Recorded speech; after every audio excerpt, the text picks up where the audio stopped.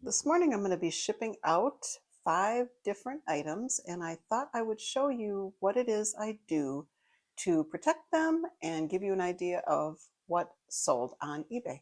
So these are some of the tools in my arsenal of what I use to do shipping with. The first item I've talked a lot about are these bread bags from Walmart. What I do is I go online and order them for curbside pickup because I have gone into Walmart and not found as many or any that I needed. I order 10 at a time. I just drive up and grab them. I use these every single time that I ship. These shipping labels were from Amazon, and each thing that's sold, I just try and put a coordinating label on it. I just like the look of that. And then these 2 items are wonderful when you need them. The first is a box scorer and box cutter. I'll show you how I use that. And the other is an electric scissor. And when you need to take down a box to become the right size, and why you do that is when you're shipping on eBay, you want to get items as small as you possibly can to pay the less amount of shipping. So when we get to that point of shipping that out, I'm going to show you how that box cutter and scissors work. First item that's sold is this Minnesota Twins Homer hanky that I found at a church rummage sale. People are collectors, and so I knew when I saw this that someone would want it, and it was part of a fill-a-bag sale that I paid $5 for the entire grocery bag. So the cost of goods on this one was probably just a dime. I just did a video, my last video, and talked about picking up yarn. There are some brands that do really well. My advice would be to pick up yarn that has at least 2 skeins together. Most people are doing projects and want more than one. So take a peek at yarn if you see it when you're out sourcing. I had no idea what this was. The only reason that I picked it up is it looked that like it was handmade. There was a date on the bottom, 1999, and it opened up. I'll show you a picture of that. And it was some sort of mouse house. In the description, I talked about the fact that the mouse, the little probably I think felt mouse, was missing. But this, I listed this on eBay, and within probably 2 minutes it sold. So what that tells me is someone collects them and had an alert on their phone for whenever one of these became available. The kits, these little mouse hut kits, can go for a lot of money. So this was a very new to me item, and I only picked it up in the bins because of its unique look and being handmade. And in this case, I probably also spent about a quarter.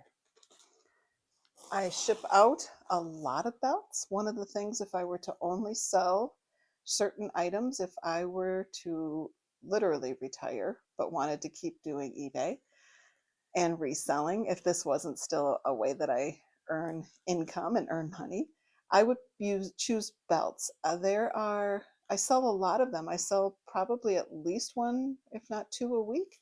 And what I do is I'll take that buckle and I'll turn it inside of the leather and I'll wrap it around. And so the buckle is protected by the wraps of leather, and put it in those, each one of these items were put in those Walmart bread bags that protect it from the outside elements. And the last item that I'm going to ship out today is this little baby bullet. And I'm going to show you what I do to protect it inside of this box. This baby bullet was part of a church rummage fill-a-bag sale that the entire grocery bag was $5 on the last day of the sale. So this whole system cost me less than $1 for the amount of items that were also in the bag, is why I came up with $1 for my cost of goods. So what I did is I put like items together and put them in these Walmart bread bags, each individually wrapped. And then I tried to secure them to avoid any sort of breakage. I put these like items together and secured it. I placed the topper inside, floating, so that the topper wasn't on top. and was protected inside. Send that eBay tape a bit around the handles to secure those, and also wrap the cord, tucked the cord in, and a bread bag and a sticker. And then each of these items are going to be wrapped in bubble wrap that I buy. I buy 4 at a time, these large bubble wraps that I buy from American Bubble Boy. It's a more economical way to purchase it, and it gets shipped right to my door. And the way I securely wrap it is I'll start out and roll 3 ways one way, done that, and now I'll turn it and I will roll 3 ways the other way. And my goal is so that you can't see what is inside the pack. With this little cup, I know that these ends, these handles, will be the most fragile part. So I'm going to fold over this single sheet of bubble wrap, and I'm going to tuck it around the corners and edges of the handles before I give this guy a little bubble wrap. In this cute one, I threw a little bubble wrap also inside the item before I put the bag on. That gives it another layer of protection before I wrap it. All 5 parts are bubble wrapped, ultra bubble wrapped, and it may seem a bit like overkill, but the first time you get something to break, you don't get it to break, but it breaks in transit, you will regret it because it's not the buyer's fault. It's maybe the USPS's fault, but if you would have packaged it properly, it would not land on you. So you're out the money. You have to refund the buyer. You can submit for insurance. That doesn't always work. It's not a great system. So you're out the product and you're out the money, and the next time you will spend a little money on bubble wrap, maybe do overkill, but I get messages in my feedback that says it was just packaged really well. So the buyer is anxious to get the item. They don't want it broken. So I overkill a little bit. Nothing you can see, nothing can be seen through.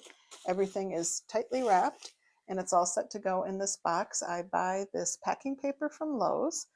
I don't know that I'm going to need to cut this box down now that everything is big. I'm going to put it in there and see how it looks. Everything fit well. I did not need to cut this box down, and this, when I put the items in the box, in order to have the proper dimensions, I do calculated shipping, and so anything that's odd like this, I will find a box ahead of time, weigh it, enter the weight with a little bit of extra to allow for this box and packing. So I go up at least a pound. And when I put the items in, they barely took up any space. After I did all that bubble wrap, we're in good shape. This tissue paper comes from my husband. He works 1 to 2 mornings a week at a clothing store early, our friend's clothing store, and he helps unbox and helps with the displays. And he brings all of that home for me. I have a big garbage bag full. So it will fit well. Absolutely, if you get boxes from other people, make sure you get rid of anything that would direct it to somewhere else, in addition to getting rid of that battery fire hazard sticker. Make sure you take a magic marker or a Sharpie and get rid of all of that. Box is all set to go. I tape around all of the sides. Again, maybe overkill, but I don't want it to open. I don't want anything to happen to it. So I tape all the sides, even the corners, so that the elements don't get in. This one is all ready to go. And I didn't end up needing to cut it down, but these are my 2 favorite tools. Keep both of my tools set in this little shelf. This is my IKEA workstation that is next to me. I sit on the floor when I do shipping. I have 2 IKEA workstations that are surrounding me, and this one right next to me holds those 2 tools, and it's hidden behind a cute little picture that the light from the window is shining. Cute little picture of my mom.